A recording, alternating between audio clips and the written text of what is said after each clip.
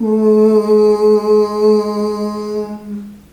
Sthapakaya cha dharmasya sarvadharmasvarupine avataravarishthaya Ramakrishnaya te namaha. Yathagnir-dahika shakti Ramakrishne stita hiya sarva-vidya swarupam tam Sharadam pranamamyaham. Namah Shri Yatirajaya Vivekananda Suraye Satchit Sukhaswarupaya Swamine Tapaharine.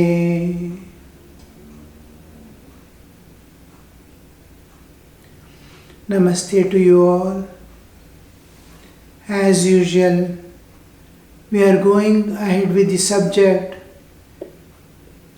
We saw the difference between the civilization and culture.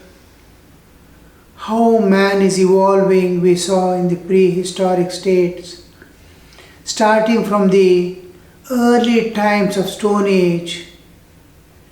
The Stone Age we studied in detail as much as we need for our spiritual evolution. The knowledge we need is how the humanity has been evolving. But actually, whatever information we have got of the Stone Age and earlier to what has been recorded actually is only a speculative understanding. We do not know actually what happened. We infer. We take certain things as depending on, though we are scientific research, the archaeologists have done put lot of efforts to find out the time, how to decide the time and all. But actually we do not know, even the carbon dating or whatever dating we do, it is exactly, we do not, if we have seen an object kept so many millions of years back, it has passed through the millions of years. Even for standardizing, we do not know. But if we take for a short time and multiply and take it, so much of carbon deposition is there for every decade. Maximum we can do in decades. How it is increasing.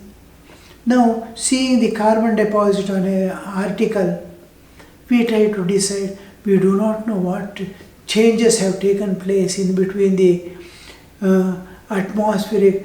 Every day almost it is changing. So, actually what happened, how many years, how the evolution came up, how the human existence was there, is all just a speculative thing and a theory, but it has some knowledge that how we can go ahead with our understanding and knowledge. That much of this one we can easily start knowing. Now, Paleolithic age of the early 2.5 million years to 11,000 years back. Then the Mesolithic age from 10,000 to 8,000 years back. Just I am recalling to make you understand how we have designed, the archaeologists have taken into. Then the Neolithic age from 8,000 to 4,000 years back. And we saw even before the language came into existence, the music has already begun. With the tuning to the nature, looking at the nature, dawn and sunset, how they started loving the nature, moving with nature, the birds chirping, and all these sounds the animals are making, trying to imitate. Beautiful sounds come from birds. Slowly how the music came into existence, then the language, and how the whole thing, this is Stone Age, then Metallic Age, Copper Age. In Copper Age we see 3,300 years to 2,300 years. Then comes the Bronze Age, 2003 to 1,300 years. Then last comes the Iron Age, 1,200 to 600 years. Just very, very close to us, the Iron Age. Then the Modern Age begins. In Modern Age, we have the ancient period from 600 to 476. So in 476, the ancient times we say, but the human existence has reached very high state. The Roman and Greek, they are on the top with philosophies, this, that, so many things, arts, and all this. And there is 476 BC. 500 to almost 600 to 476 we see the glory of human glory climbing to the heights, and 476 there is collapse of the Roman Empire. With it, the dark ages human existence faces. Helpless conditions, millions are dying of so many causes. The wars and all have taken serious turn. And there we see from almost 1400 AD, 1400 AD we see the Italian Renaissance coming up again to build up. And first time the two hemispheres, the Eastern Hemisphere and Western Hemisphere coming together, joining together, and cultural, social, political changes, tremendous changes are taking place. Just 1400. These are all Western, of course. Eastern, especially India, has been left out because it is a self-contained, a small continent. It's protected from all sides. All sides we see, ocean is there, on the top Himalayas are there. From nowhere the people can easily, it is accessible or even visible. So it went on growing by itself, independent. This has not been observed, or has not come into the notice of the archaeologists. I don't know how. But it is a fact that they did not know. And by the time, even the Copper Ages, the Indian culture and knowledge, the Vedic times and all have passed. Much before the Copper, this one can start at the world level, European and other places. Already there is human existence reaching the heights of this one in India, but it is kept closed and it has not been brought into the picture at all. We will study when we study the Hinduism and Indian culture, we will discuss about it. But this is what happened. And again we see 1700, the whole thing settling down, and the early modern times, then 1750 to the present times is the modern times. How the whole changes started coming up. Now, the modern times we see it is slowly getting changed. We as human evolution, we see though the Romans had reached great heights. 476 we saw the Roman Empire collapsing, and then the whole thing entering into dark periods, and slowly again the new world coming up. Here again we see, with all this, the whole world has almost been able to reach each other, especially in trade, because steam engine has already come, ships are moving about, railways have started. All these things, tremendous transformation is going on. At the same time we see there is a slip back. The Renaissance has brought such a beautiful understanding of all levels, humanism, naturalism, and all that we studied. So many transformations. But then we see somehow the orientation shifting from the higher ideals to earthly living. The religion, the spirituality, the God, the spirit, and all this is slowly coming down. Earthly life is coming into picture. Once the high human ideals and the values are decreasing, we may be doing very good in the at earthly level of living. We are climbing down from the heights to the slowly animalhood. Earthly living is spiritual living, earthly living. Now, the moment the earthly living comes into picture, grabbing each other begins. Because I too want to enjoy. He possesses, I don't. Competitive spirit. All these come into possession. Wars take place. Second World War, First World War, all this you see how it cropped up. The whole world participated. And how this human decline is there, you see. From the high spiritual ideals to bare earthly life, from spiritual and spiritual, only India could maintain in and through all this from ancient times. It is only Hinduism is alone is surviving all through. Many religions appeared, many religions disappeared, and all are very modern things. Except Buddhism, we don't see the continuity of any religion for a long time. The domination of power dominating we see, and trying to grab others' things, the restless conditions of the earth.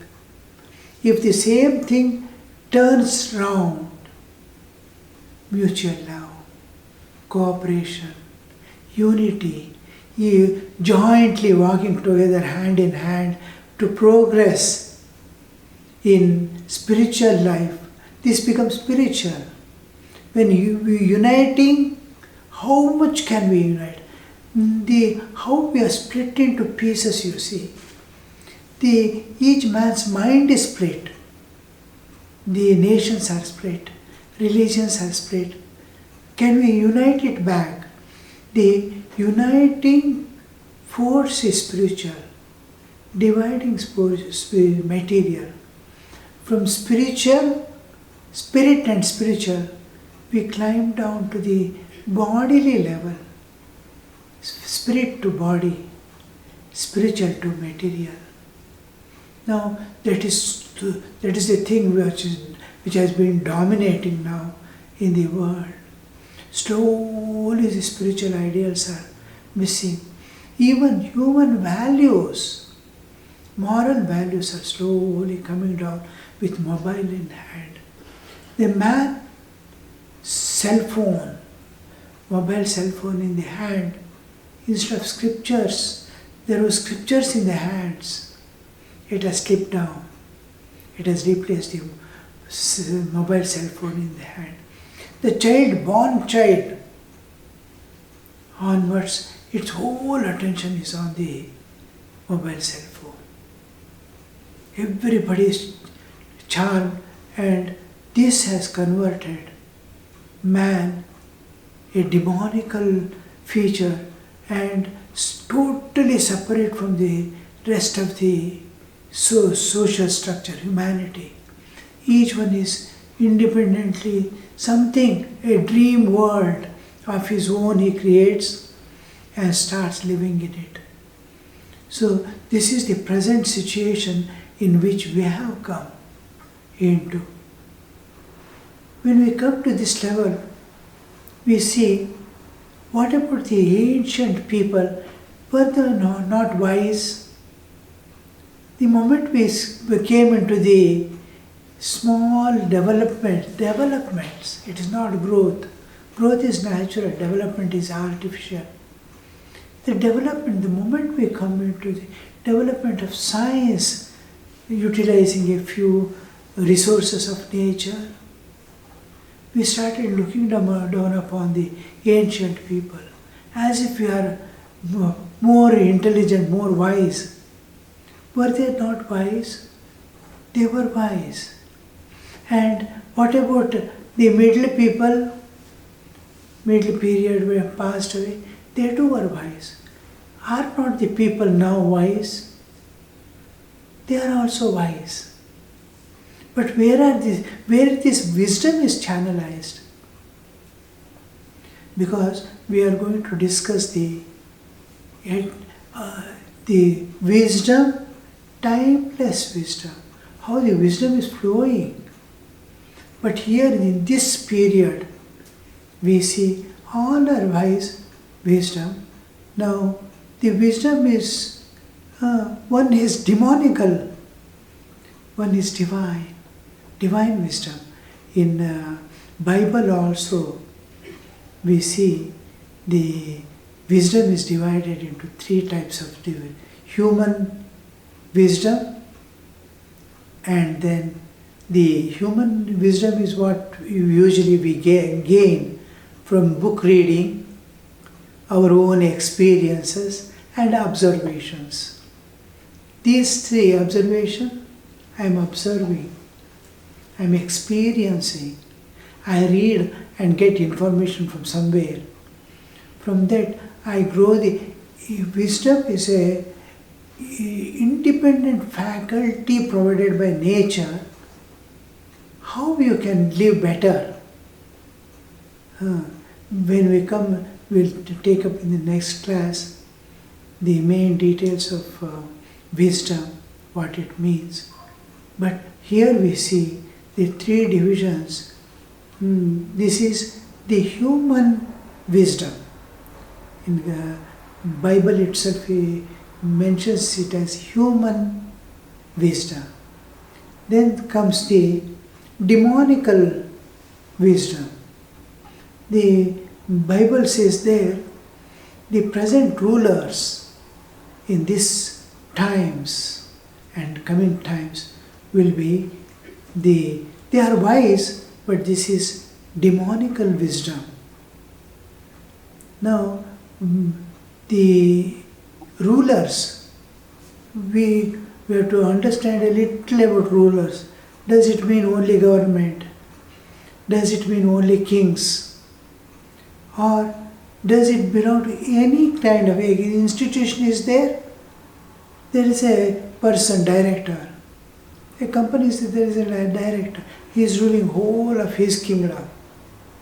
A family is there. The head of the family is governing the whole. Now, these people, the wisdom is totally materialistic. I want this, I want that. And then finally it comes to the divine wisdom. There the spirit is not there, bookish knowledge. Here also spirit is not there amidst the rulers who are demonical. Beautiful expression he uses, you see, in Bible. He terms it as rulers of the present time. It is actually happening. Wars, you see, huge war. From ancient times, you see, wherever there is wars between countries and nations and all these things we see, they are topmost people of the country who decides to take war. And demonical, you see. How they use this, why wisdom is channelized in the nature that we acquire. Whatever is my nature, that way suppose I am reading a book, I understand things as per my understanding. Other person may read the same book and get another type of understanding. My understanding of reading or observation or even experience is based on what I am presently. So, and then I use it, these experiences we are converted into wisdom because they are the sources of wisdom. I have seen there, I have read this book, I have known, while taking a decision, while guiding someone, don't do like this. When I say, what is guiding you? My own nature. I want my nature to be expressed in it. There we see demonical, that nature is to I for me and mine. This comes into picture, it becomes demonical. The wisdom becomes demonical. You, yours and for you is divine. I, mine and for me is demonical. Wherever it is there, it is. There we see the demand when it comes to the divine wisdom. The divine wisdom is that which unites. Here spirit comes into picture. Spirit and spiritual.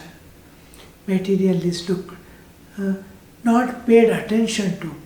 Oh, nature provides me everything. So many species are there. So many living beings are there. Are they not getting whatever they need? Nature is taking care of all. So does we also get. Today in the afternoon we were just telling how the animals die. And they came on the fasting, the giants taking the oath of giving up the body. I saw a sadhu in Nasik when I was sitting for Chaturmasya. I heard that a Jain sadhu, sannyasi, has taken a vow of giving up the body. That is their ultimate expression of ahimsa. And it was 73rd day that I went and see. He's lying down without food and water. 73 days have passed. He's still alive.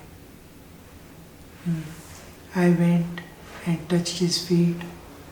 He just opened his eyes, looked at me, again closed. Nothing to say, nothing to talk. Whole thing, God alone is real. The material body, material world, there is the spiritual world of eternal bliss, unending joy. How his eyes were glittering without food and I had nothing to say except, oh, when will we reach that state when we are able to understand what spirit is and what this matter is? There is no comparison. So that which builds up mutual love. I am with you, you are with me. Mutual love. And going together, uniting, wherever, my dear. So this is the expression of spirit. Spirit is one, never two, never divided. In spirituality and divinity, all differences dissolve. There is no gender, there is no age, old man and the newborn is same. Age differences dissolve, nationality dissolve, raciality dissolves, professionalism dissolves, all castes, whatever we think, all religions dissolve, because that is the source, that is the end. Spirituality is the source and spirituality is the end. So we see wisdom taking various forms. It is extremely difficult when we were studying regarding psychology. We find extremely difficult to explain what wisdom is. Very difficult to explain. Because so much of complexity, so much of things it is. How does the wisdom manifest? What is the function of the brain? What is mind? All these questions. Why is there a degree of wisdom? Here we comes into the three levels of existence. The human, the animalhood, humanhood and divinehood. These three, according to that, the nature-given faculty of a higher intelligence in which everything is linked to the divine. When we are ideals of sacrifice and universal love, welfare of all beings, bahujana hitaya, bahujana sukhaya, then we see the wisdom is the perfect wisdom. The moment I, mine and for me comes, it steps down from the mountain top to the lowest level of ground. Perhaps it goes below also. And this is the difference. How highest wisdom is P1, one. Lowest is divide and be a body, bodily identity. There it is. Body is just a cover, spirit. So this is how in the next class we'll just go through the exact definition of, because the definition of wisdom must be universal and comprehensive. They are all together. So in next class we'll be able to have this understanding. So for today's class, shall we end here? Thank you, Maharaj. Thank you everyone for this wonderful and uplifting satsang. Pranam, Maharaj, if you kindly conclude today's session. Om Niranjanam Nityamanantarupam Bhaktanukampa Dhritavigraham Vai Ishavataram Parameshamedhyam Tam Ramakrishnam Shirasa Namamaha.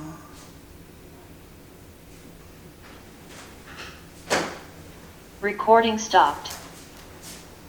Today there will not be any questions and answers, but you can all open your videos and chat with Maharaj.